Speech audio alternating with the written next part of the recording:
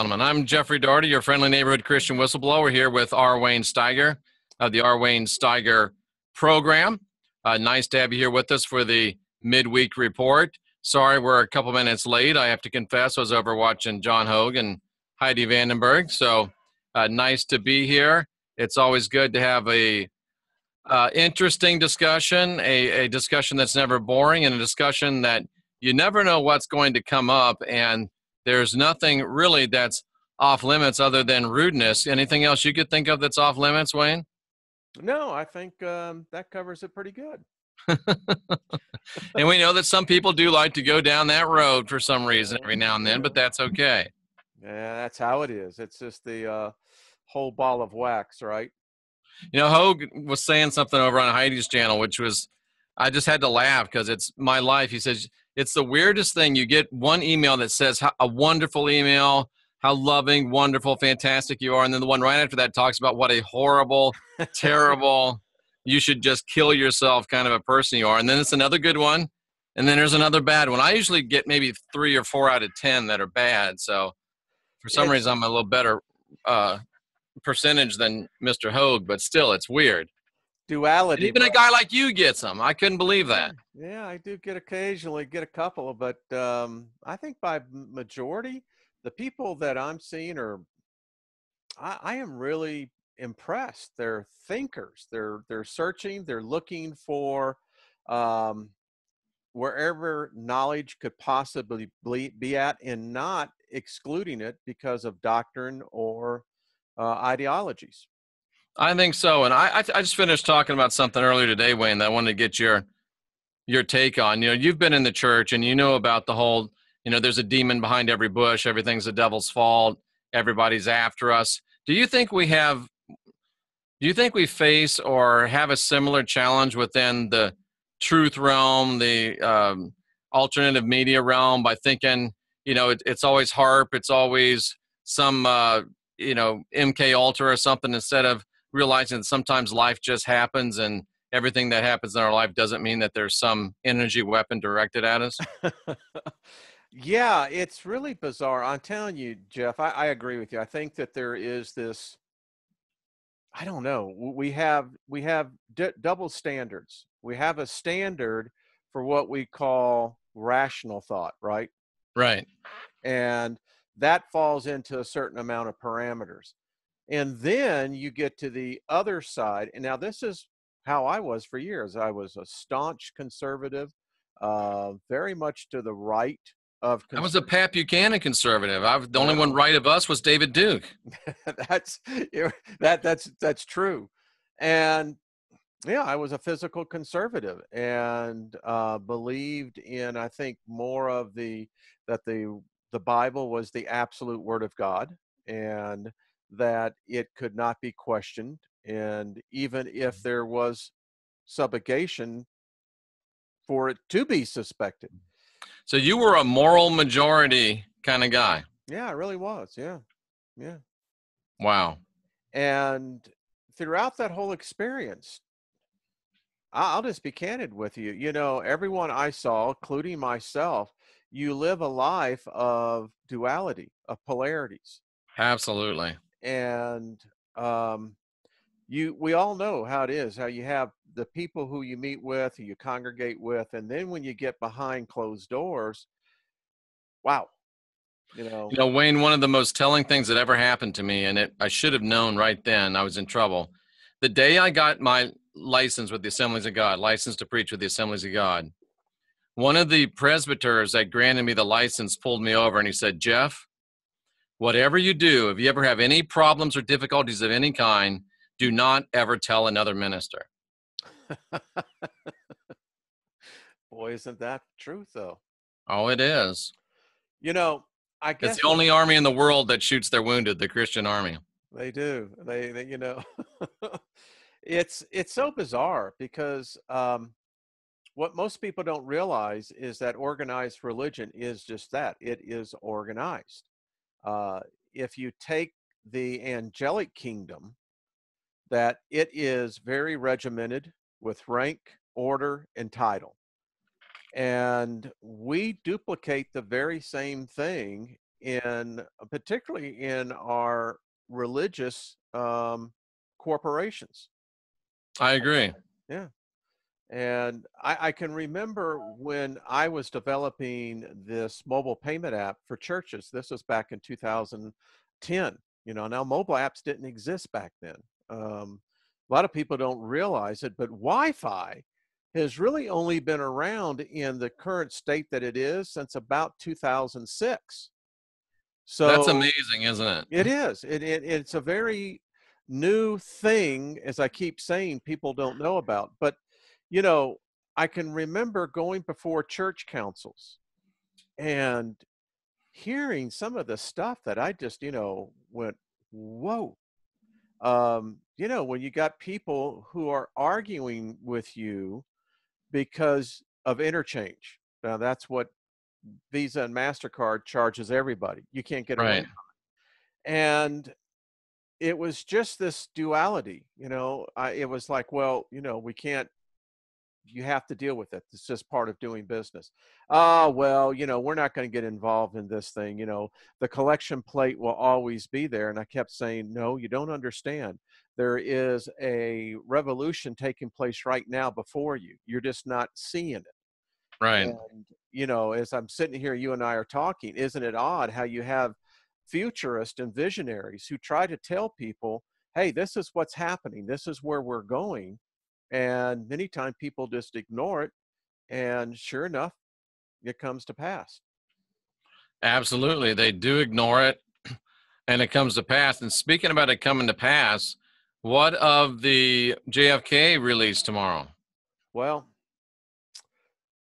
I thought that's going to be interesting. I think that what really got me was this whole thing now with Hillary Clinton, and that the fact that for the last year everyone's been Twitter-pated about Trump is rotten, did the thing, the Russians influenced the election, yada yada yada. Now we're finding out that story actually originated with Hillary Clinton and she paid for it. Right. So we live in what I'm trying to say here, our reality every day is turning upside down. So what are we going to find out tomorrow? I don't know. I mean, are they really going to tell us that, this was a conspiracy within that, as Julius Caesar said, my betrayers surround me? Is that what we're going to find out? Are we going to find out that Kennedy truly was assassinated or sacrificed? I don't know. It's probably going to be disappointing what we do find out. Always is. But what is interesting for me is I want to know how these truthers, quote unquote, that are very virulently, very hardcore. What's that word? Virulent? Yes. Virulent. Against Trump. Yep. How are they going to be now when he's the first president that releases some information? Are they going to give him a break and give him a little love and hope that he will release more? Because as John Hogue said, and Heidi agreed about this with Trump's chart, if you love Trump, if you support Trump, if you love him and he feels like you love him, he'll run through hell in gasoline shorts for you. But if you hate him, you're dead to him. So you'd get a lot. This is a classic case of you get a lot more flies with honey with Donald Trump than you do with vinegar. I hope that some of the people in the alternate media community will start laying out maybe a bit of honey instead of the vinegar that most of them, or a lot of them, put out. Yeah, it's sad when what we have now, I was talking with my wife before we came on here. The news here in Denver, particularly with the NBC affiliate, is so slighted that it doesn't even resemble news. And I told her I was going to bring this up, and I'm glad you brought it up, is that what we're seeing today, ladies and gentlemen, and this is the truth, we're seeing censorship of news already. Yep. When you completely paint the opposition without any opportunity for the facts to be shown, that is censorship. We're seeing something very analogous to the buildup to Nazi Germany. Because the U.S. media, I sit there, I go to my mom's house. I can't watch the news, but they'll sit there and watch the news. And it is like a half-hour DNC commercial. It's a half-hour Democratic National Committee commercial edited by Maxine Waters and Nancy Pelosi Yeah. and produced by Bernie Sanders. It's not, they don't even pretend to be balanced. And I happen to like Trump, but even if I were a Democrat, I'd say, wait a minute, this isn't news. This is propaganda. This is just like something that, what was the propaganda minister's name? Was it Goering? That was the propaganda Yeah. minister? Hmm. This comes right from the playbook of Herr Goering. Yeah, what we're seeing are bizarre tactics here, and but most of the American public is completely unaware. They think this is normal. And is the horrible event at the Harvest Festival and some of these other things like the burning of the Reichstag and Kristallnacht? Listen, I don't know if you caught the news today. Trump's heading over to South Korea next week. They've got three aircraft carrier groups over there right now in the Incheon Sea. Is that I was telling someone earlier, I said, people don't understand. Do you know how many ships it takes to support one aircraft carrier?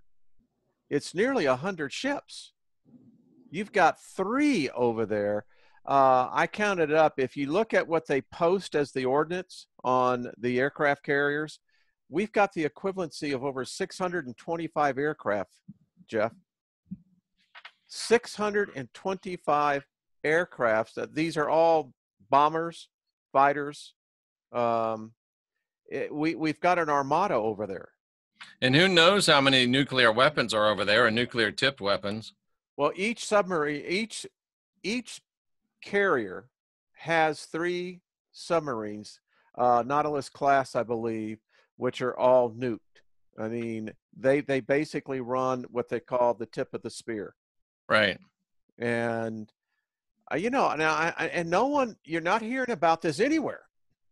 And I'm going, come on. I mean, this is getting about as crowded as it can get on the 405 at 5 o'clock. In Southern California, ladies and gentlemen, Southern California traffic reference. Yeah. Now, do you think it's just posturing on Trump's part, like, you better come around or I got all this right here, or do you really think he's locked and loaded? We are locked and loaded, brother. Mm. Let's just be, listen, I'm a positive guy. I meditate. I try to be. But you can't be a fool either. And, what we are looking at now is an unprecedented buildup of military assets that I have not seen in my lifetime. I cannot recall another time where I've seen three carrier groups in the same region. It's unprecedented. I don't think we had three carrier groups in the Persian Gulf before the Persian Gulf War. They were in rotation. There was a three-part of that particular, I forget what they fall under, India. It's something over there on the Indian Sea that they had three carrier groups attached to that area, but they rotated them through. I've never seen where you have three literally stationed offshore. I mean, what are you doing with that? I don't know. It's really a sad situation, because if we, Trump, he's not a guy that is given to half measures. So, I mean, he very likely may completely mean that they're going to wipe North Korea off the map. I'll put it this way. Think of the loss of human life, if that occurs. All right, let me give you a counter to that thought. You sacrifice 10 million lives, you save 7 billion. Right. I understand that. I mean, Empath is at hockey practice. I wish I could still play hockey. But something's leading up to something. I have a program where I can watch all the maritime traffic in real time, and started last week. The whole area around North Korea is quarantined. Interesting. No ships at all. virtually blockaded then. It is literally. You can see it, and unless they, all these ships have GPS transponders, unless they've disabled them, and then of course they're going to not Right. show up. But yeah, it's clearly you can see it's a blockade. So Amazing. something's going down. Would they launch while Trump was in South Korea? I don't think they'll do it while he's there, but listen, once he gets into what they call safe space, Mhm. um, who knows? But think about it though. If you're Donald Trump and he's always talking about surprise and not letting the enemy know what you're doing, when's the best time to launch an attack? Right when you think that he's not going to do it. Right when he's in South Korea. That would be, I hope it doesn't happen. I hate to think that it would happen. I Well, hate to I think think that it would happen. But on the other hand, if what we hear is true, and if that crazy little dude with the terrible haircut really has nuclear weaponry capable of reaching Japan, China, the United States, I mean, if he really has it and he's as unstable as we think he is and as remote viewers have said he is, it's so. almost it's that scenario you talk about. You've got to act to save the 7 billion. So you know what the surprise that Obama left Trump was, right? And now that's coming out was that in October our satellites picked up a new submarine that was shown in Daejeon, whatever the capital is of North Yeah, Korea. Pyongyang. Yes, and this was a 240-foot submarine. Now, the center mast, they measured, because they could see the shadow of it, measured 32 feet. That is exactly the amount of space that they would need to launch their ICBM. Yeah. When the United States found out about this, because it just showed up, it tells you how good our intelligence is. And that submarine is now, they don't know where it is. Did they Now, know it was a North Korean submarine? oh yeah, I mean yeah, it was clearly North Korean. Okay. And It so wasn't Chinese. There wasn't a Chinese friendly in harbor. no, it was, well, I don't know who manufactured the North Koreans either manufactured or got it from somewhere, but Right. that particular submarine is 240 feet long. We didn't think that they had anything that big, Hmm. and now it's gone. They don't know And it where it only is. takes one of those. That's all it takes, folks. It's just one, and that's all he needs. Listen, it's the old thing on playing cops and robbers. The robbers can attack all the time, and because of the good guys are going to be so spread, they're going to get away with it more often than they're going to get caught. That's true. So what if it's all, what about the other side, Wayne? Many people feel like it's just all theater. They feel like it's all smoke and mirrors. They feel like it's all wag the dog. They feel like it's just so much posturing. And some people feel like nuclear weapons aren't even real. Well, here's the only thing I can say to this. Regardless of what your position is on that, it's costing the U.S. taxpayer money to fund that. And when you've got that many assets, military assets deployed, that's Right. costing billions of dollars every day. We're not spending that money just to do a show of force. Something you're going to, and listen, Trump's a business guy. He's looking, where's the That's ROI? a good point. You know, What's the return on investment? exactly. This is he's not doing this just, he's not a punk, is what I'm trying to say. This guy is a smart, calculated businessman. He looks at things, he weighs it. They say his mind works because he only gets about 3 to 4 hours sleep at 70 years old. And he's still got that kind of energy life force. I Yeah. listen, he always reminds me of Doc Holliday in Tombstone, um, I wouldn't want to play poker with him. No, you wouldn't want to play poker I mean, because he's sitting there with going, Donald Trump. I got you, Huckleberry. Yeah. And I think this is how Trump looks at all this nonsense. It's like, no matter what you want to say about me, I'm in the White House. I'm in the big chair. Screw you. I'm going to do this. And, he's finding out he can't trust anyone. That's absolutely true. You're really seeing the disintegration of American politics, and I'm Oh, so happy about that. It needs to be, somebody needs to hit the reset button. And well, our founding fathers said exactly that. Thomas Jefferson said that when the government fails the people, then the people need to fail the government. he also said a little revolution now and again is a good thing. It's healthy. Jefferson. It's healthy.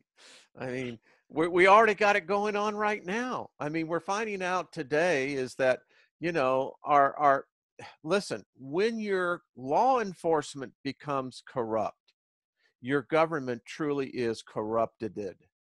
And we're finding out now that the FBI has been compromised. It was compromised working with the Democrats. Comey, we're now finding out, was passing classified information to the Hillary campaign. I mean, this is serious, serious stuff.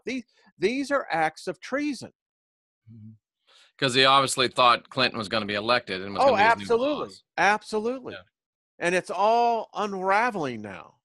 We're finding out that Holder had a slush fund, billions of dollars Yep. of our tax money approved by Obama, the Obama administration, and this was paying off far left groups. This is how Black Lives Matter started. They were Yep. funded by the Justice Department. Yep. So what's the spiritual lesson in all this, Wayne? What do we, as spiritually minded people, how do we react to all this chaos?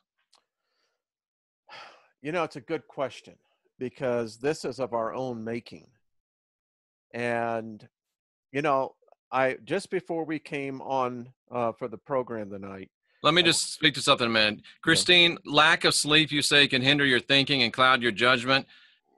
Some of the most brilliant thinkers in history were polyphasic sleepers. That means you sleep 3 or 4 hours at a time, catch a couple naps. Da Vinci, Edison, Napoleon.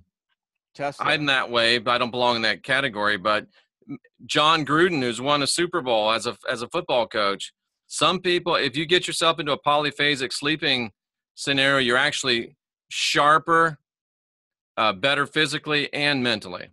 I was a CEO of several tech companies, and one of the things that we had as a benefit for our employees was that between the hours of 1 and 3, we had a sleep room. And there you go. And listen, I got greater productivity out of my programmers, my developers, because they would go in and, I do it myself. I can do a 10 to 15-minute power nap, and they've proven this out physiologically. You're absolutely right that Absolutely. it's the equivalency of me getting 5 hours of sleep. So, Absolutely. yeah. So before we came on to talking about about where do we go, how do we look at this spiritually? So they've just found this out in Botswana, South Africa. This is going to shake some things up. And we have at least 3 or 4 people from South Africa in the chat room. Yeah, they have found the remains of what was that's right. a carved idol, very big, very long. And guess what it is, Jeff? What is it, Wayne? It's a serpent. It's a serpent. 70,000 years old is what they're estimating this to be. I'll tell you what I'm convinced of. I'm convinced. I did a program this week called Are We the Hybrids? And I saw the picture of the girl with the tail. Yeah. And, it's more than just a genetic mutation. There is something there that was there before. And if you get down to thinking about this, I think our whole perception of what we think God is, the beginning, the creation, is all been a fabricated story that has so turned the tables that if we were presented with the truth, we would reject it. What truth do you speak of? I think the truth is that however the Homo sapien, and you can go us all the way back to Homo erectus, dating back nearly 1 million or so years ago. it appears that we are not the dominant species that we really think we are. People got this crazy idea that this was created out of the creation story. Here's the picture that I was talking about that you asked for Yeah, of Wayne. there it We are is. the hybrids. Yeah, Oh, this is on our Wayne Steiger YouTube channel. Just go over there and click the picture and watch the show. you'll enjoy it. Be prepared to be, it just lays it out. Listen, I am convinced that whether it was Lilith, whoever it was, I don't think that people think it's Enki, Enlil. I don't even think that's correct. I think that what we have to begin to deal with is that if you go with even the Sumerian tablets, and I'm not so sure that they are as been interpreted correctly, but it's clear that there is reptilian serpent species that has been here all along. I did this thing on that very subject, that when you look at seraphim, what is a seraphim? It's Well, a reptile. giant reptile is what it means. And then cherubim. Cherubim is birds, bird-like. So have we been altered, tweaked in our thinking and perception, that we're thinking that these are angels? What if it was the other way around, that these were actual species? Very good point. Very good point. So It's not even questioned in science whether or not we're a human reptile hybrid. oh Our no, hair, our skin, our eyes, our our teeth, brain. our nose, our brain. I It's mean, beyond question. beyond question, we are part reptilian anyway, or serpent, however you want to put it. That is what I'm beginning to see. Now, I did a story on what they found in Peru. Maria. Maria is a reptilianoid. She's either a hybrid, or she is really more of the serpent race. They found her covered in metatonic gold. Now, this is, I didn't realize That's what, very interesting. very interesting. And some of those majestic serpents, which were the first beings created on the recreated earth after the Lord destroyed it, Yeah. have to be around somewhere. They have to procreate it, and they have to be around. And they can shapeshift. As funny as we want that to be, they can shapeshift, but they're still around somewhere. Some of them, I'm convinced. Maria was 2,000 years old. So that would put her at the fictional time when Jesus was here. Of course, we know right. that. The first century, our first century of our history. Yeah. And someone turned me on, and I'll give you the link on this. You want to check it out. This guy has been taking the photographs from Cassini, Hubble, all of the telescopes, and he's putting it through Photoshop, and he's taking and stripping out the layers. And holy crap, you know what he's showing? Virtually on every planet, there is the figure of a serpent. Everywhere. I did a thing on Da Vinci.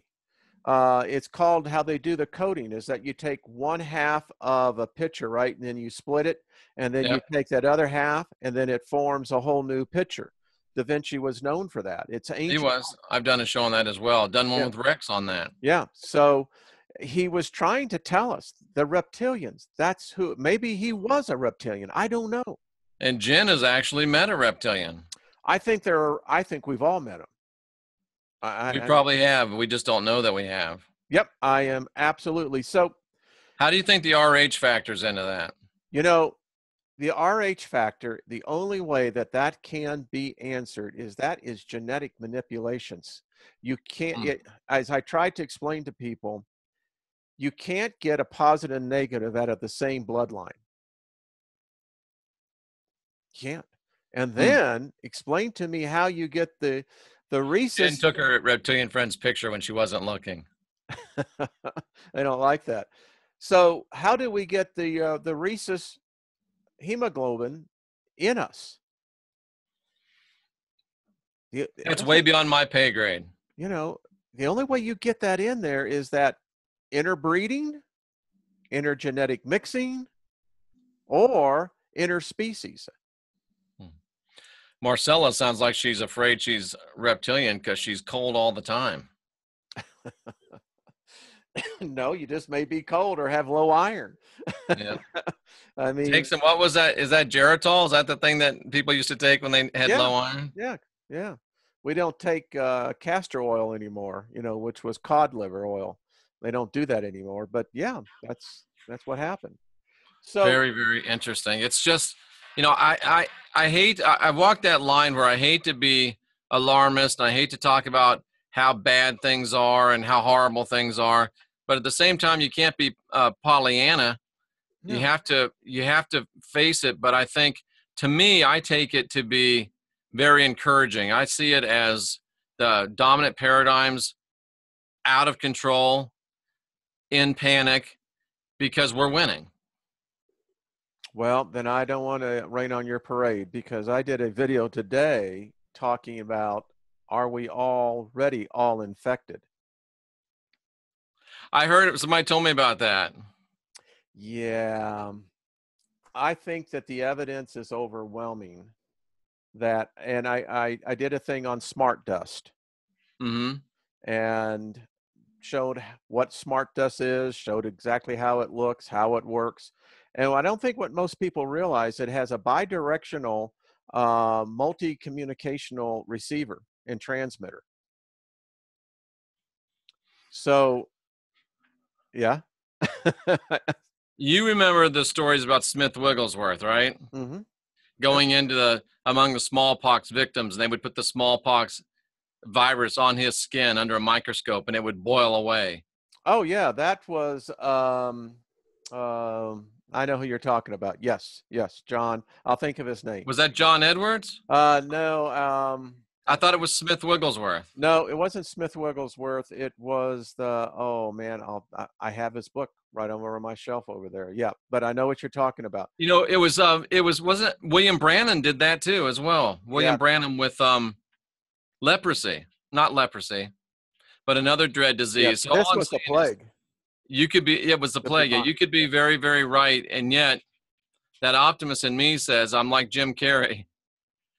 If it happened once, you're telling me there's a chance. Yeah, there might be a chance. Listen, um, I think that there's good evidence that, the nanotechnology has been around since 1996. It was funded by DARPA. DARPA is really the kind of the venture capital arm of the Pentagon, and it was actually developed out. Defense Authorization Resource Procurement Act? Yeah, yeah, that's DARPA. Makes sense. Actually, we actually made a presentation to him back in 2003. But anyway, um, so it was developed out at the University of California, Berkeley, and began to be in mainstream manufacturing within the next 2 years. Every smart device today has smart dust on it. It's everywhere, and the how you can do the dispersal of this through an aerosol. It's very easily, and it now looks like I have one slide I can show you how the military uses it. How they actually saturate the area with the smart dust, the nanoparticles. Um, you have a soldier that's on the field. He's wearing probably most likely electrostatic underwear that when these particular particles, because they're programmable. So when they saturate the area, the enemy is saturated, so is his equipment.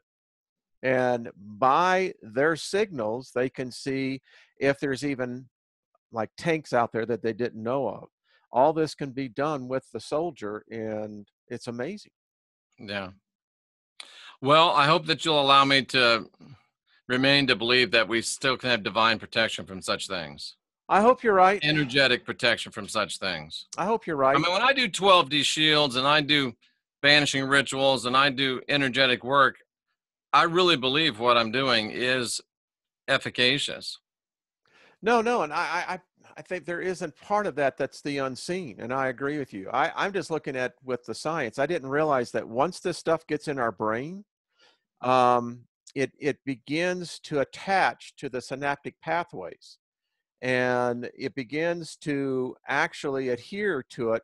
That it's just bizarre. I mean, once it gets into your synaptic pathways, it begins to adhere to it, and now it can actually send and receive on Wi-Fi.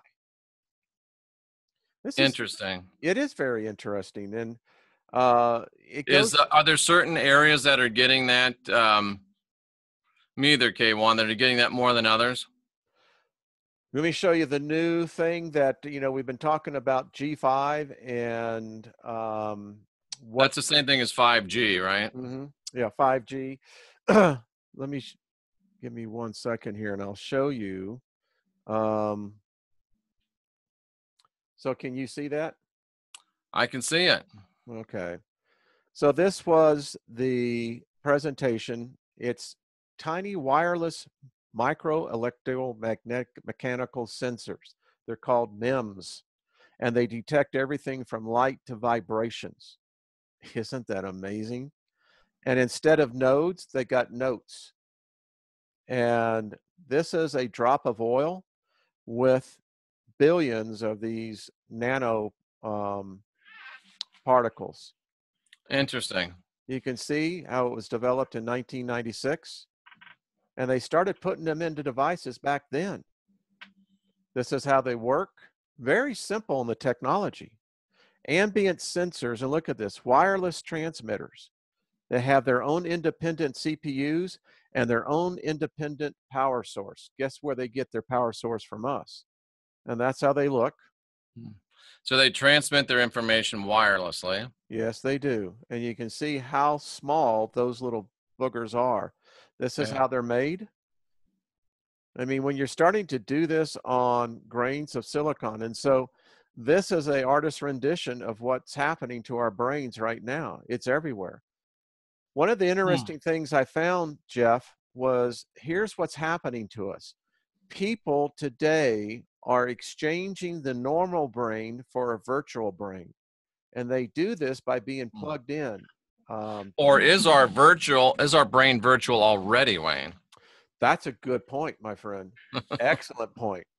But as you can see how this works, and when you begin to look at this, you say, well, what the heck's going on? So this is what I wanted to show you. They've already So got. we may all be AI. Exactly. Look at this. They have neuromodulators that boost synaptic plasticity. Folks, that's brain matter that these So things. can the I am defeat the AI is the big question. Or is he already it? This is how it works. It actually can be on the skull. Once you get the stuff on your skin, your pores actually, when your sweat glands, they open, and even if in the wintertime, people don't realize this. But they look too big to go into a pore. Now these are the earlier versions. Everything you're seeing here is, now here is the latest. This is how they work. And this is what they look under a micron microscope. And where's this data being pulled from? Oh, you can go out there. They got plenty of sites on it. I was getting it from the manufacturers. Interesting. I mean, the manufacturers, they're not hiding this. I mean, you can imagine you breathe in dust particles that big all the time. All the giant techs are all into this. It's programmable. So when we talk about the microchip, this is where it started. This is what's actually, I think, the microchips are coming to, is these actually the nanoparticles. Interesting. So the conclusion, and this is how they're doing it now. And I showed you the one picture I wanted to, you see, I think it's all in a process. But this one right here, this is the new Wi-Fi towers that are going up. Wow. And this is what DARPA's already created. I mean, when you think about living in a robotic world, our military is already becoming robotic. It is. That's no doubt about that. So here is how smart dust works in a military situation. Handheld data receiver. You have the helicopter here doing the dust distribution, data reception. You saturate the enemy area. And then it feeds back the shape of whatever's there. So this is how the electronic brain is now being morphed, ladies and gentlemen. So Jeff, they put an implant, which is called a pacemaker. Now, if you look how they can actually send the wire, goes right up here to the top of the cranium. And you can see that this one here is what they call deep brain stimulator lead.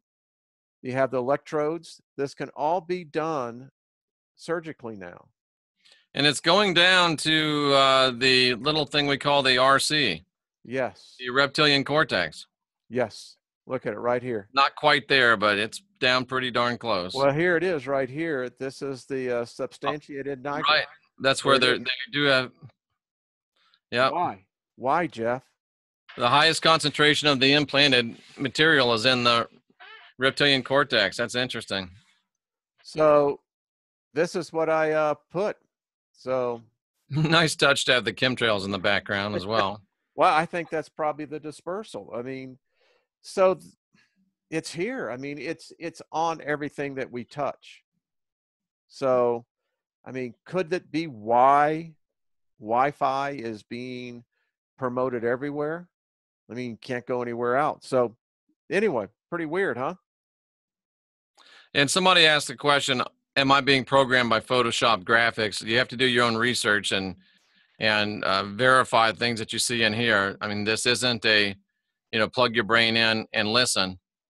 This is take some information, do your own research, and draw your own conclusions. You see, this is what you and I were talking on Sunday. This is what's so interesting about our perception of the internet. On one hand, it gives us all the information we could ever want. On the other hand, we have to then suspect it, is it correct information? And it's the mind coitus all over again. Well, right. Well, how do you know that that's that? Well, I looked at this particular site. Well, where'd they get their information? Well, I don't know. I'm not the university. Right. No, but a lot of that material is just directly from DARPA, and it's very well known. I mean, well, there's nothing wrong with looking at information and getting back to the most sources we can, and there's nothing wrong with the research and objectivity, but no, it's like, don't throw the baby out with the bathwater, and don't bring. Well, you have to be balanced in your approach, I think. Well, look at all the stories that are now coming about the Las Vegas shooter. I mean, I don't get it. My father did have the best advice. Look it up. And somebody just said something, Wayne, which strikes me as very, very powerful. And I'm not trying to belittle what you said in any way. I'm just thinking about this whole paradigm. Now it's nanobots and dust and this and that. And back in the days of the witches, we were worried that the witches were poisoning us and the witches were casting spells in the air and in our food. So we just have to be balanced. Oh, you have to be. Yeah. I mean, we live in an alternate reality. I'm convinced of it. It's just like this. In 2008, the Earth was in the direct hit of a gamma ray. Now, because this gamma ray originated some 7 billion light years on the other side of the known universe. Is that when Bruce Banner became the Incredible Hulk, or David Banner? I thought his name was David Banner. I'm told it's Bruce. I don't know if that's a Mandela effect thing or not.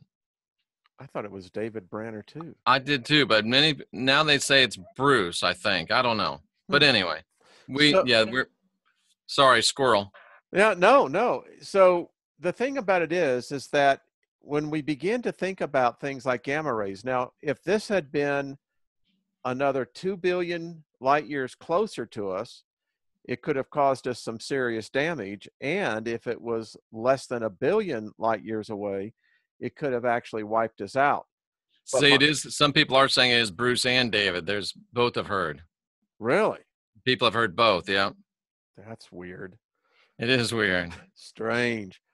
So I began to do some research, begin to look in what our understanding is now of energy waves. So we've always known that there were different energy waves according to the light spectrum, but here's something we're now finding out is that there's different energy that we hadn't even thought, graviton waves. We're finding out the gamma rays is that it's an intense, I mean, it's amazing that it went through us and it was 7 billion years old. Energy that stayed together. These are the type of things I think, Wow. yeah, that's what I said. 7 billion years, this energy stayed together. And so I think we're on the verge of discovering new forms of energy. I really do. Understanding waves on a process that we have never even thought of. But if you get back to the smart dust, it kind of says why the push for Wi-Fi everywhere. I'm just saying. And if they start making it free everywhere, then we'll really know. Well, remember the story of Lucille Ball when she was on what I think it was Dick Cavett show. I agree with you, Jen Morris. Um, and Lucy was talking about how her feelings that her teeth back in the days they used to use mercury and other type of fillings, and people had the phenomenon where they could actually hear radio stations. Oh, that's right.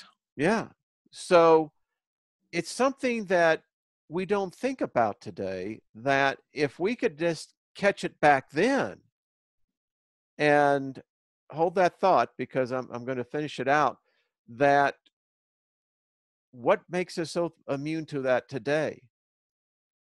I don't know. Now, Interesting. that leads me into mercury. Now, you wouldn't think that you would put mercury in a human body, but they used to. Your And fillings were mercury, right? yes, yes. I You're, probably still have some in my, no, I think mine are, they might still be, no, mine are silver, I think. they We are. weren't that old.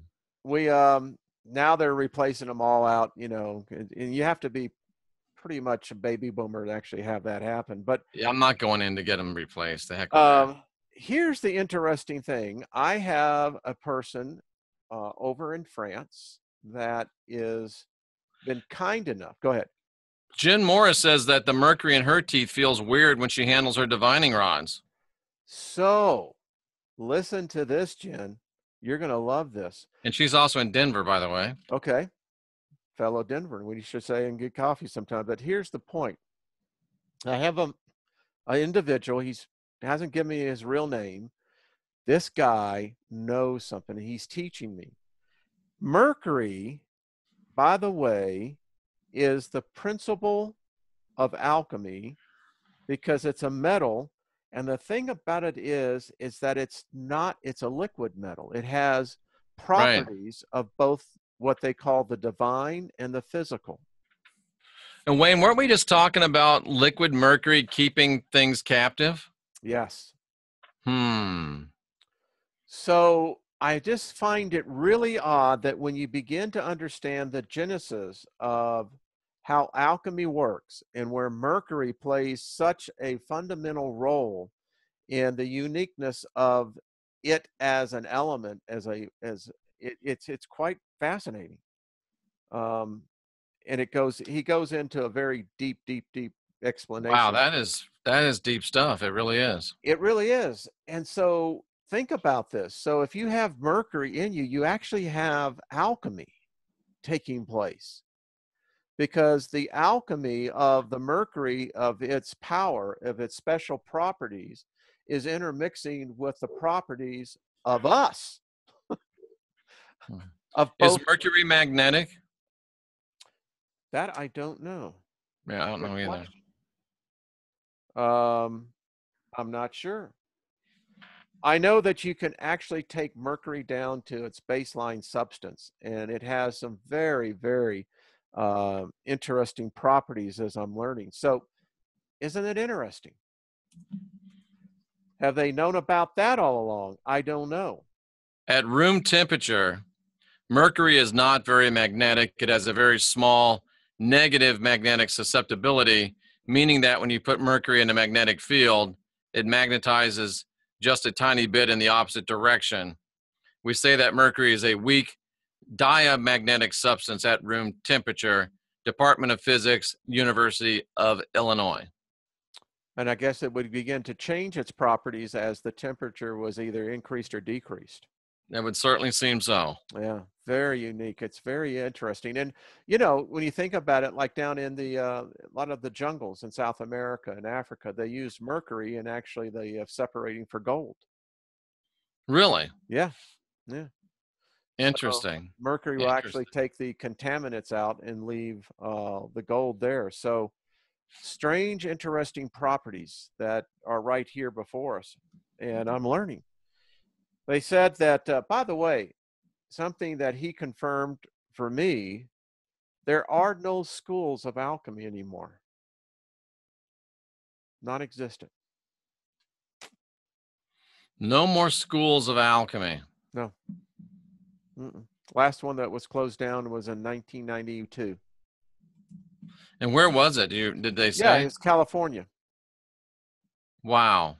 Yeah, Southern California, I believe. Of course. Yeah. Everything So foo-foo's in Southern California, right?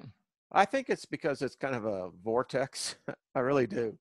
I think that we are kind of area. I've been told that Denver in this area has a unique thing about it as well. I don't And know. what's that unique thing? Well, you know, it depends on how you look at it. You know, if you take the whole conspiracy theory that's going on right here on Denver, is that, you know, more and more federal agencies are Oh, moving that's right. here to Denver. Denver, by the way, has the longest runway in North America, over 16,000 feet long. Why? I don't know. Um, you know, DIA, Hmm. if you ever go out there, I used to travel literally every week. And, you know, DIA is just one of those things that they got mountains of dirt that came out of that place. And you're trying to figure out, well, where all that dirt come from? You know, but Came from the under, right? Let me share something with you, Wayne. This is where I was coming from before. This is John, the Apostle John. And of course, we know John wrote with a completely unique perspective. He wrote 60 years after all the other apostles were dead. He wrote 40 years after the cur dog Paul tucked tail and ran with his tail back between his legs back home to Rome.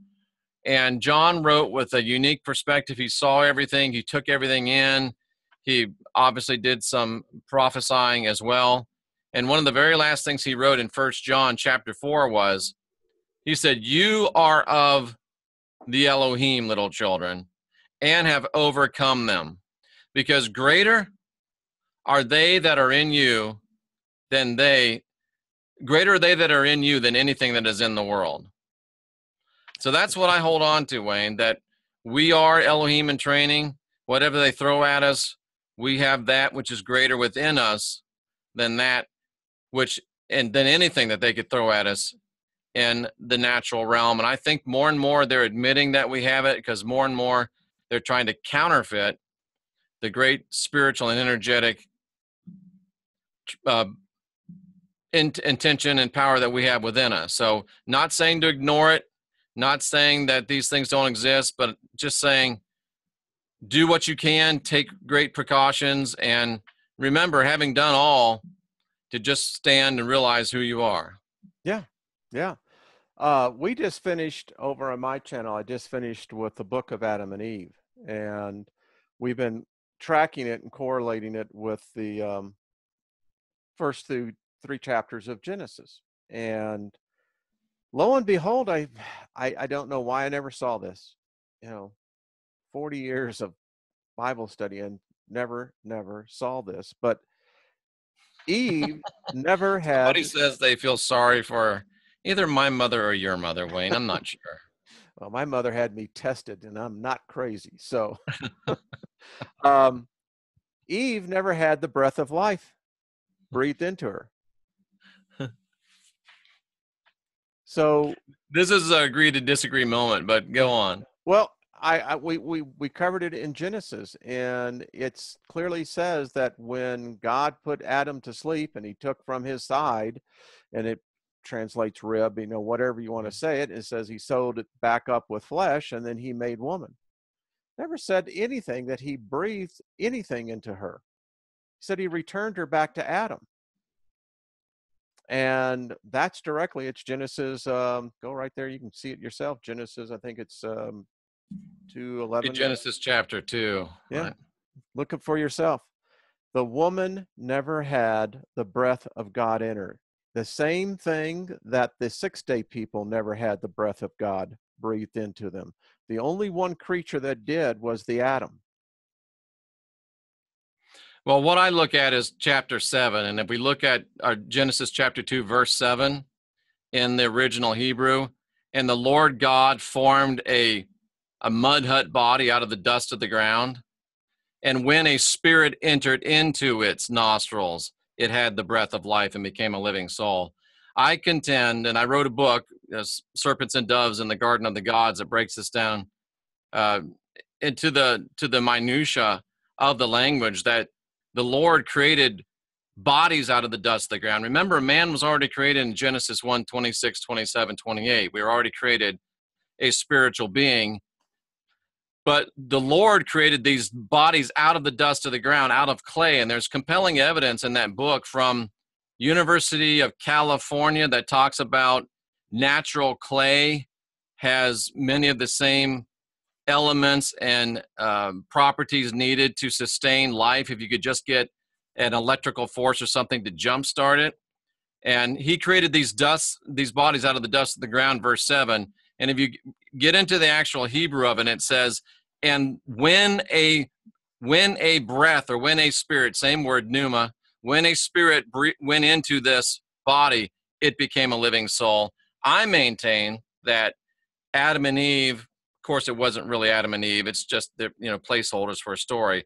That when the Elohim in training spiritual beings were conned into those bodies formed out of the dust of the ground, that's when those bodies became living souls.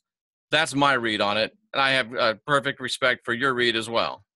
Yeah, all I can, I look at what, and I showed you before the Bethel thing that Right.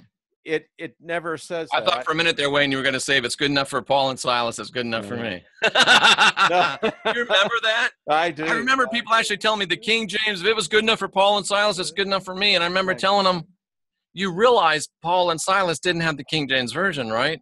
Oh, no, yes, they did. Okay. They didn't even have anything. They were writing it. They didn't have anything. But people believe that. Oh, yeah, yeah. And you'd be surprised. The Apocrypha on the story of Adam and Eve was that was brought out, is the fact that Eve never had the breath of God breathed into her. And, my position is that if you follow the narrative, we're talking two different creations, two different set of circumstances. But then I thought, isn't it odd? The first two, male and female, never sinned. They didn't sin. Said that they didn't do anything wrong. Blessed them out. Says that he let them go. All right. So if they never sinned, then what happened to them? That we get, and I talked about this in chapter 2. And then he actually forms as Adam, and then he places him in this place called paradise. And then and here, I want to give you a take on this. I was meditating on this the other night. Ladies and gentlemen, this is why we have these programs. Not everything is agreed upon, and that's okay. We discuss, we learn. We learn. So I'm taking a position that I never saw Adam before as. I think Adam was pissed off. Listen, when he was created as a god. In the Apocrypha, it says that Michael took him up before all the angels and they were forced to worship him. It says that God called him Yahweh Adam. Well, I agree that they were Elohim when they were created. And I maintain that we still are. We just don't know it. We just don't know it. So I'm taking the position that Adam was pissed. He was a god. He was complete. He didn't need any interference until they decided it wasn't good that he be alone. He wasn't complaining.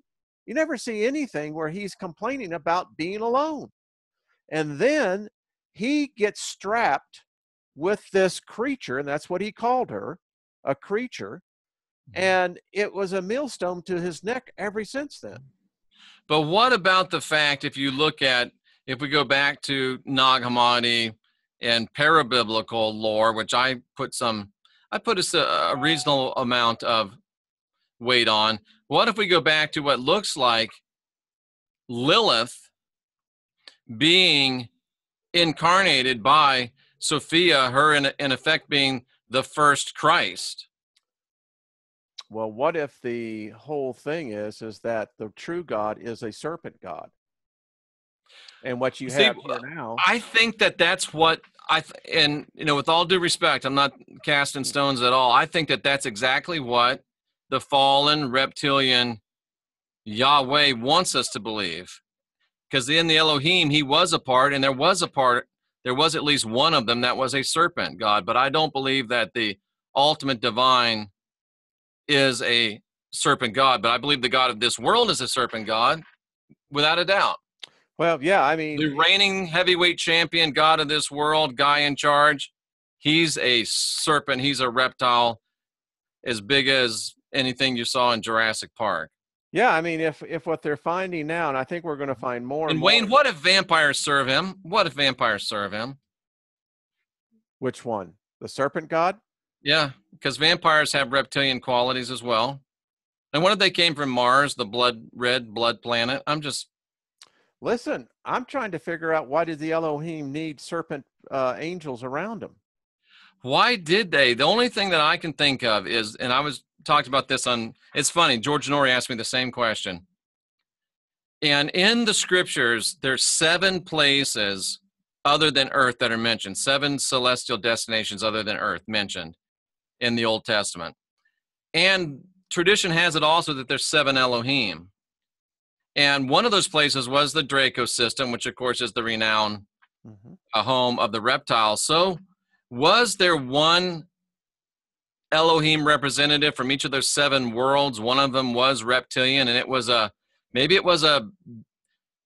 United Federation of Planets mission here on Earth. I mean, when you get to the reality and you get to what the original texts are saying, it almost brings up more questions than answers, and they are fascinating to discover and to discuss, but only when you can do it in this type of a situation. You can't get into a flat Earth, you're right, I'm wrong, mutually exclusive thing. You got to talk and learn and build and discuss. That's the only way you ever really learn anything. Yeah, I kind of look at this on a metaphor is that we're cutting a path here, and neither one of us know what is the good plan or the bad plan. We touch it and the damn thing stings us. Yeah. Hey, that one's bad. Davey says he's been chased by werewolves. And Davey seems to be a pretty level-headed individual. Well, I mean, it's just like this. Does Bigfoot exist? Does Yeti exist? I mean, I have got some pictures that was sent to me. We're finding creatures around this planet that we're going, now where did this come from? And there's so much that we don't understand, that there's so much of this world that has never been researched, never been searched out. There's oceans, there's many places in this world that still have yet to been subjected to true exhaustive research. Absolutely. I mean, there's places on the, like you said, the oceans that our satellites don't hit. I mean, I haven't been out there. Yeah. I mean, and you just got to wonder, I mean, all the billions going to research space, why didn't we really research this thing that we're on a little bit more exhaustively before we started spending billions to go into space? Of course, now you're assuming that we went to space. Right. Right. Yeah, it's listen, all I know is this, is that when you see these new billionaires, these billionaire tycoons like Elon Musk and Jeff Bezos, that are spending billions of their dollars and billions of investors' dollars in now the privatization of space travel itself, you can't simply come back and say, oh no, we were never up there. That's going to be interesting to watch when that starts becoming active. And now it's not only just NASA that's photoshopping and CGIing everything, but now it's also Virgin, and now it's also Tesla or whatever Musk's is called. And all of a sudden now everything that comes from space is not just from NASA, but it's still starting to look the same way. Well, Then what's going to happen? well, then, the thing I tell people about NASA is then let's not focus on NASA. Let's focus in on the Chinese. Let's focus in on the Russians. I mean, Yeah. if you doubt NASA, that's fine, but why don't you start accessing the files over in China? Do you know that China has already got a manned mission ready for the moon? Do you know that they have been sending orbiters up there? I mean, when I hear people think about this, I'm going, you're so one-dimensional in your thinking. Uh-huh. Because what you're saying is that if it isn't America, then it don't exist. And that ethnocentrism is one of the reasons why we're in the mess we're in today. And there's a silly little crazy meme that goes around, but how many billionaires would you say are in the world today, Wayne? Just a guess. Oh, what's it? The last count I heard over 100, I think. Yeah. So there's over 100 billionaires in the world, and not one of them has become Batman. Oh, crap. What's going on? And if you think about it, you could almost think that Trump is coming the close. I mean, he's doing something he doesn't need to do, doesn't want to do, but doing it because he thinks he can ride in and save the day. I mean, he's not in a Batmobile, but he does have a wife better looking than Vicky Vale. So gotta say, I'm waiting for someone to become Commander Cody. Now, only someone who's my age could know who Commander Cody is. I don't know who Commander Cody is. Yeah, that was back in the very early 60s. Commander Cody was a good guy, but he could put on a spacesuit and could literally fly. And so he's like Major Matt Mason. Kind of like that, yeah. And so absolutely. But, that's what just gets me is that there are so many other countries. India has its own space program. Japan has its own space program. They're launching satellites. They're launching other type. We don't know how many have manned. Come on, Wayne. There's no satellites. There's none at all. There's no such thing as satellites, Wayne. The great thing that I can say about living in Denver, and our friend who lives here in Denver as well, is that Denver is in the direct path of the International Space Station. When it gets cycled through, there is a period of 4 or 5 days where it will cross Denver in a 24-hour period of about 6 times. Yeah. And I have photographed it in the middle of the day. I've seen it at night, but yeah, there's no satellites up there. No, it's a balloon. Somebody actually told me the ISS is a balloon. It's just there to fool you. Yeah, well, I love it. Adam's rib, that he's the one that does all the debunking, is he did the one thing on the Apollo moon mission. And right. He actually debunked everyone who said that it was faked. He went into the studio scenario, right? Right. As every director that looked at it, they could never have duplicated the way the sun is. Now, here's why people say that they see 2 different shadows. They don't understand what flat light is from the sun. I don't either. Exactly. That's why I don't get into this. So I only have one question. What? Where in the world is Space Ghost? Well, he's out there with the Star Trek guys.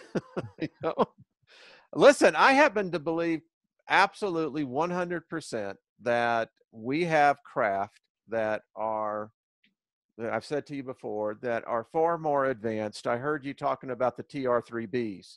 Now they actually got the TR-36s. And these are the latest generation. They're using. So you think those triangle craft are ours? Yes, I do too. I agree with that. I'm not an expert, but that resonates with me. Yeah, they're ours. I think we got fleets of them. Yeah. There's been enough soldiers coming back from Iraq and Afghanistan that have testified to the fact they've seen them. They use weapons that will put a hurting on you. But yeah. And I often said this. So why don't they fly one of those over North Korea and just take care of business and be done with it and write it off to a UFO? They just might. Listen, Jeff, You can bet if you thought of it, I thought of it, then someone in that Yeah. bunker down there has got the same idea. Well, or Yeah. why not just try to do an assassination attempt on the fat boy? Well, you know, Mad Dog Kelly has thought these through. You know he has, and you know if he knows about it, he's like, Let's just kill him. Kill him. let's just burn his ass, I'll go do it myself. and he would. I think He would. You You could know- just see. You know, the scary thing is, if Trump and Kelly were sitting around the White House, you know, the West Wing drinking one night, those two crazy guys just might call up a B-1, jump in, and go over there and Well, I see Kelly. let it go, Mad Dog. Okay, Mr. President. Boom. I see And Kelly. that's everybody's greatest fear. I see Kelly as Robert De Niro in Apocalypse Now. Damn, I love the smell of napalm in the morning. Nothing like the smell of napalm in the You morning. know, Yep. I just see that classic role of De Niro, you know, just wearing that Oh, Calvin. Mick Jagger's playing in the background. But those are the guys that get stuff done. The guys that understand the military is not a social institution. It's not a peacekeeping institution. The military has two jobs: kill people and break things. That's about it. Unfortunately, that's the truth. You know, Patton, one of my favorite movies. You know, he was plagued with that. He was never a politician, hated politicians.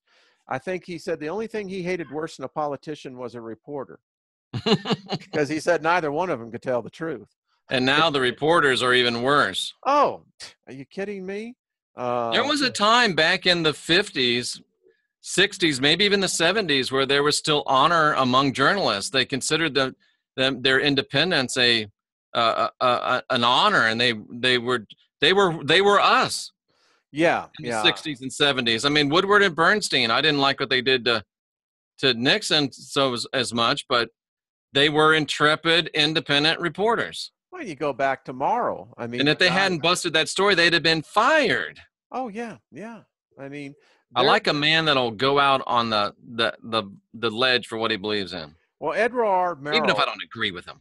was, I think, the de facto standard of what journalist in the modern time was really out, because Morrow was a guy that said, you know, the most important thing was the sanctity of the press. Exactly, the third institution, Yeah, yeah. He said there's and it no- doesn't exist anymore. It doesn't.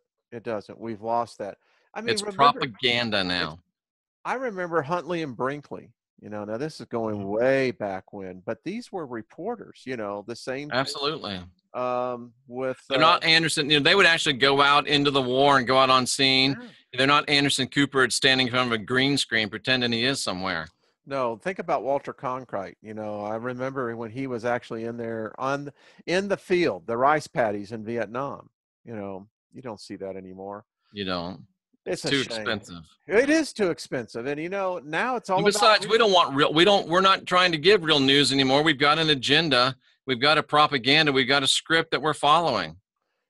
You know, when you think about, I come out of the broadcast industry, the video post production industry, and you think about that 24 hours now. This is a vicious machine. And Somebody just said that. Celestial Shamanka said 24-hour cable ruined the news industry. it did. It absolutely did, Because because you got to create something. You know, You you got have to to be do telling it. some news, so you got to come up with something. Get me some copy. Yeah. Not coffee, copy. copy. And you know, and they manufacture this crap. They really do, because after a Yeah. while, how much can you talk about the same thing? You know, true story, Jeff. When I lived in Knoxville, Tennessee, I was asked to try out for one of the pitch people for a startup home shopping network. Oh, nice. And so when I went in to do the auditions, I quickly found out I can't talk about a watch for 15 minutes, because after a while, I want to throw it at you. But Listen, even if the band is made with rich Corinthian leather, exactly, you know, I could only tell you the damn hands go around like this, figure it out. and it tells your time. Do you want one or not? Yeah. And if you don't like it, then don't buy it, you know. Buy 3 and there's a discount. But I couldn't do it. And I look at the same thing when you got to talk an hour about news. Now, you and I do our show because it's fun. I Yeah. mean, we get to talk about fun stuff. and interesting stuff. I Oh learned yeah, I stuff. could do that job all day long, IOX. Yeah. Let me tell you what, it's hard. It's hard. It really is. And I couldn't do it. I just said, no, no, thank you. You know, I sold almost $5 million in timeshare in 2004 or something. So yeah, I could do that. well, there's some people that just have a talent for it, and there's others that I just, no way. Yeah. But go So what are figure. you trying to say, Gary Baxter? What exactly are you trying to say? But yeah, I mean it's sad, but the thing that's even more sad is my mother was a school teacher for 25 years. She's got a PhD. Her husband has a PhD, and they sit there and watch CNN like it is the word of the Almighty coming down from on high, and they believe every word of it because they're from that generation. People in that generation, the news told the truth. You could depend upon the news, but the problem is they still think you can. And these are not stupid people we're talking about. No, no. It shows the insidiousness of this creature. I contend, my friend, that all of us are. You think they've been dusted, don't you, Wayne? Mm, I mean, could you imagine? You know, Smart, dusted. dust. They've been. Listen, I could understand a person watching the Weather Channel 24/7. I could get that. But yeah, I can remember a time where, boy, I mean, I used to have 3 different news stations on at the same time. I did too back Yeah, in the day, yeah. And especially during election season. yeah, it just got to be so much insanity. And I look back and I think someone asked me if you had an opportunity to talk to Generation Z. Now, Generation Z are the ones that are coming up through high school now. You mean Generation Zombie? That's about what they are. Yes, that's what they're called, Generation Z. What would you tell them? And I You would can't tell tell them, them anything. you can't. I mean, they're not going to listen. But if I was to say something, I'd say, forget all this crap. Get out there, learn how to farm, learn how to grow things out of the ground, and focus there. But Jim Morris says, dusted can't be trusted. but it's I so remember true. sitting in a room with Pat Buchanan and 4 TV screens in front of us monitoring everything. And these are 4 different networks. All of a sudden, Pat's on every one of them. We just look at each other and start cracking up. Oh, it's such a crazy world. It We is really a do. crazy world, man. And I say this, Jeff, we live in a world of illusion. We really do. We do. You An know? illusion wrapped in an enigma, Yeah. Yeah. submerged in a riddle. But I still want to know, and I'll continue this search, but I want to know, why is the serpent everywhere? As far back as we can dig. The serpent's ubiquitous. There is something we're not picking up here. I mean, I think it's Yahweh, bro. He's just trying to get his dominance into every single, has laid a plan. And he's got backup plans for his backup plans for his backup plans. And believe it or not, the Blue Avians was one of his backup plans. I believe Till we that. blew it open. Well, Do you know the blue freaking avians are all through the scriptures? are they? I couldn't believe it myself, Wayne, but I started searching. I did a show on blue avians just as a joke, and all of a sudden I'm studying and reading everywhere I see birds and blue birds and feathers and wings, and like, this guy really has thought of everything, and it scares me what he's thought of that we haven't found yet.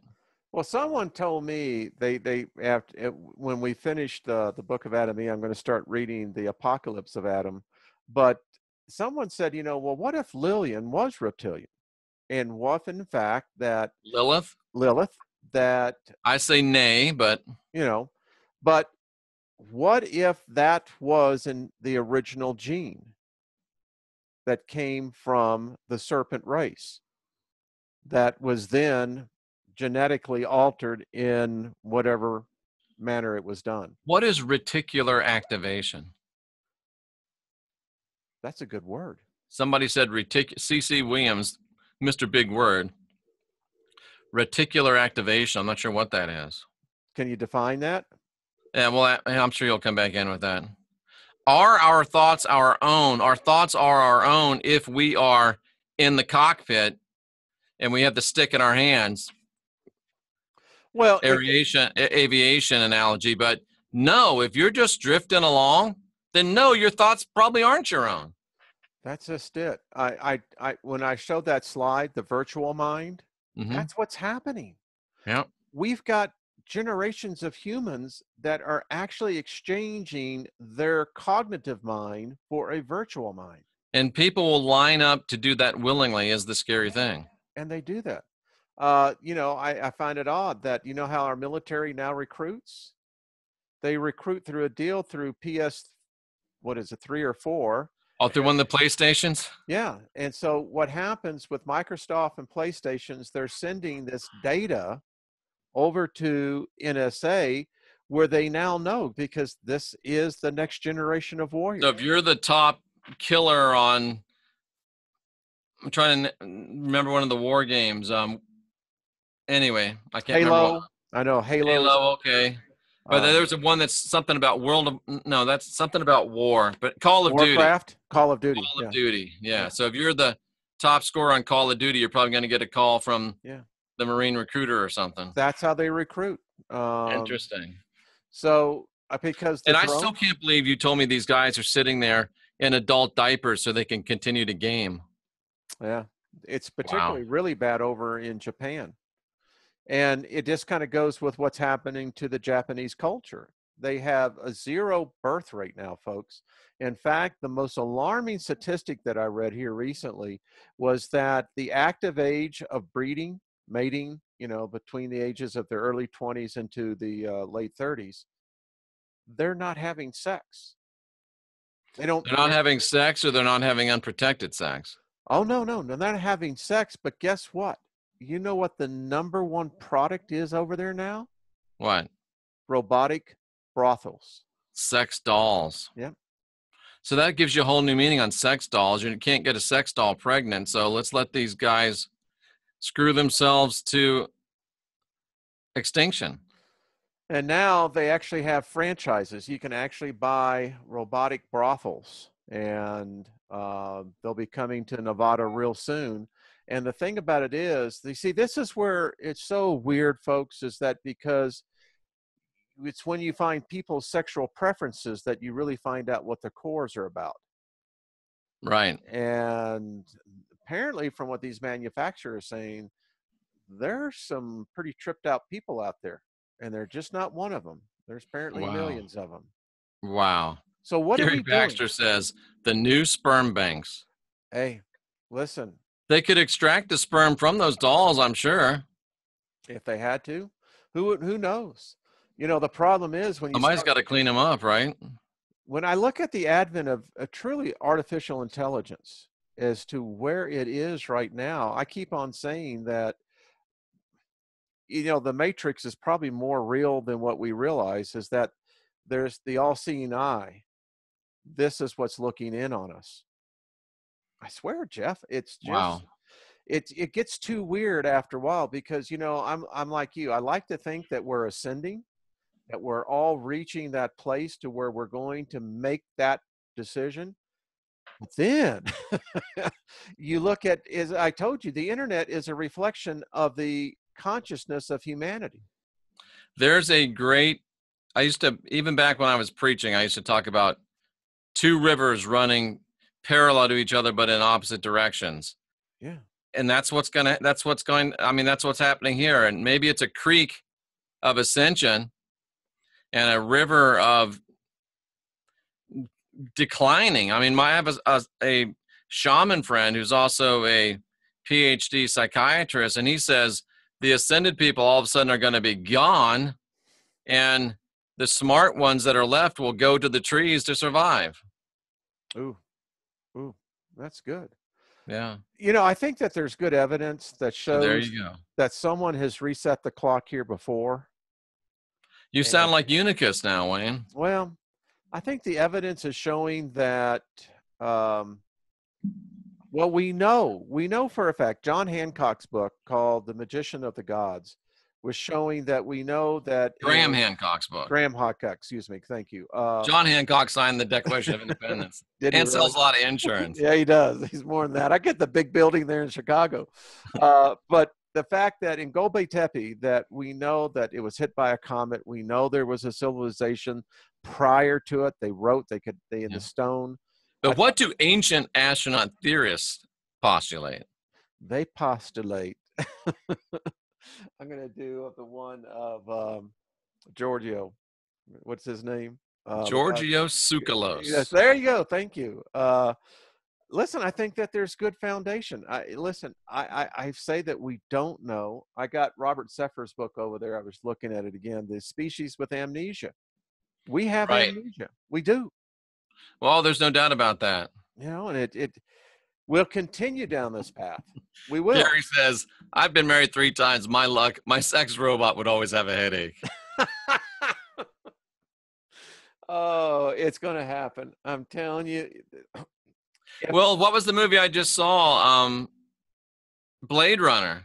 Oh, it had like a virtual girl. And it was funny. The guy that was a robot had a virtual girl. So, wow. It's coming. It's coming. And listen, I showed you in that one slide how already with DARPA, what they're doing, they already can put the implants. Listen, I think we're only 2, maybe 3 generations away in technology for the transference of the human consciousness into a biosynthetic apparatus. Well, Cryptic Thinker, I know I'm a dreamer, but I'm holding out that faint, fleeting hope that one of these days it's possible that I might actually have sex again with another person. Well, there's still hope. That's what there's I look still at. Hope. There's still light at the end of the tunnel. So, hey, Jeff. A quickly fading light, but it's still there. It's still there. So the thing about it here today, I just want to let you know, 85 degrees, and we had 7% humidity. It wasn't even 70 degrees here today, and I was laying on the beach, and it was actually a little nippy. Ah, well. But the sun was nice. It was absolutely hot. You couldn't stand it. It was, again, the sun up here, I swear it's a hot sucker. Cryptic Thinker says there's a reason why women get headaches. Because it's not worth it. Boring sex. Boring sex. Oh, my. Well, it's been about an hour and a half. It's probably time to wind it down on that note. Well, and then Jen Fisher jumps in and agrees. Catherine says, write it down. All the ladies are in agreement. Hey, what do you got to say? You got to go with the flow. That's what I say. Please do not start a GoFundMe sex bot for Jeff.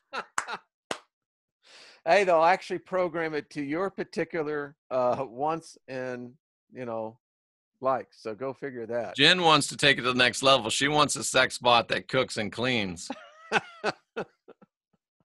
Yeah. I always say there comes a point in time where, you're really going to have to figure out that the sex is fine, but after there comes a point in time, it's like, well, what do you do now? Yeah. Well, we learn. We learn, like, I was thinking of you, Jeff. I found this one in my library. The Apollo 20 disclosure. Yeah. Moon, a joint, what does it say? Moon, a joint U.S. and Soviet space mission on the dark side. Oh, wow. Have you read that? You can see I'm about a quarter of the way through it already. So any good? Yeah. So here's the deal. Check this out. You can start. Good friend, Secure Team, Tyler over there, Secure Team 10. He's a good friend of yours?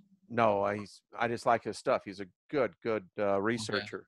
Because you hear some people say he's a total hoaxer, and then you hear some people say, yeah, he's really good. Hey, listen, he's got 1 million people subscribing to him. So just the same thing that John Hogue was saying. The one email says you're the best thing ever. Next email says you're the worst thing ever. I came out of the Christian faith, until I realized there were over 3,000 denominations, all the same God. But anyway, the point is on this is that we don't know. We just don't know. I mean, we don't know. as I said, the internet is a reflection of our consciousness, and it's deceptive. It'll tell you the truth and lie to you at the same time. Isn't it the truth? And that's just on YouTube. Yeah, it's just here. I don't even go on Facebook anymore. I mean, that thing is so whacked out over there that, and listen, I know YouTube is here, and I always see it when they flag my videos for inappropriate, for advertisers. And then you put in the request to go and manual review it, and then they always approve it because it's like our material is not anything like almost every one of my videos gets that now. Yeah, it's just weird. And so this is AI. This is allowing a machine to make decisions that humans no longer do it. So when it gets manually reviewed, you think that's an AI as well? Well, unless YouTube is, I mean, how many videos are posted every day? That's true. They can't have people doing that. I mean, the overhead cost for your human capital on that, screw Way that. too much. Yeah, that's why I invested a couple of $1 million in the software, because I can get rid of the human head count. Exactly. That's what it is. It really is. I read this article. You were saying something about, the robots. Have they been here for a very long time? There's a lot of foundation to that. Aliens are robots. The thing about the grays they found in Peru was that there were two separate species. One that they knew was organic. The other one was a partial organic and partial mechanical, which means a different type of technology that we're rapidly getting towards, a synthetic intelligence that is both organic and synthetic. So like a Borg. Yeah, like a Borg. Or like a Terminator. I think, listen, I loved Star Trek and Star Trek The Next Generation. I actually met all the actors. But the Borg episode was one of the best well-written episodes on that. It was just well done. How those writers came up with what would a collective hive look like? How would it be incorporated? And how would that take on? And that was probably one of the best written science fiction episodes ever. Yeah, it was great. It was brilliant. It really was brilliant. And I love the fact that, Picard became Locutus. Yeah. And, yeah, I'm just going to say it. They could have never done that to James T. freaking Kirk. How would Kirk handle the Borg? That would have been a great episode. There's a little trailer somewhere on YouTube about that, but yeah, that would have been. There's actually, Shatner wrote a bunch of Star Trek books, and there's 4 or 5 books about Kirk and the Borg after like that Star Trek Generations movie. I'm going to have to check that out. They're very, very good. Very, very good. I don't know if Shatner really wrote them, but his name's on them. Well, Generations, when they did the first movie with Picard, and that was a good movie. That was great. And what we failed to see on that was that when Kirk got trapped in the time ribbon, the Nexus. So I swear it sometimes makes you think, we're in the Nexus. Are we in the Nexus? Think about wow, it. That's a great thought, Wayne Steiger. So let's close it out on that one. Are we living in the Nexus? A world, what would it be? An artificial reality within reality? Yeah. Natural, created naturally, folks. That was the interesting thing about the movie, was that it was not manufactured. It was done naturally. Right. Yeah. Wow. That's very, very interesting. Well, James T. Kirk sends Chuck Norris to handle his light work. Oh, I love it. Wayne, that was good stuff. I enjoy it, Jeff. It's always a pleasure, buddy. Thanks to everybody in the chat room. We appreciate you being here. We appreciate your attention. I'm going to say goodbye to Wayne. I'll come back and hang out a little bit afterwards. And ladies and gentlemen, stay fearless, my friends. For Wayne Steiger, I'm Jeffrey Daugherty, and we're saying thank you Thank you. for being here, and we'll see you Sunday for not your normal Sunday program. Bye-bye, folks.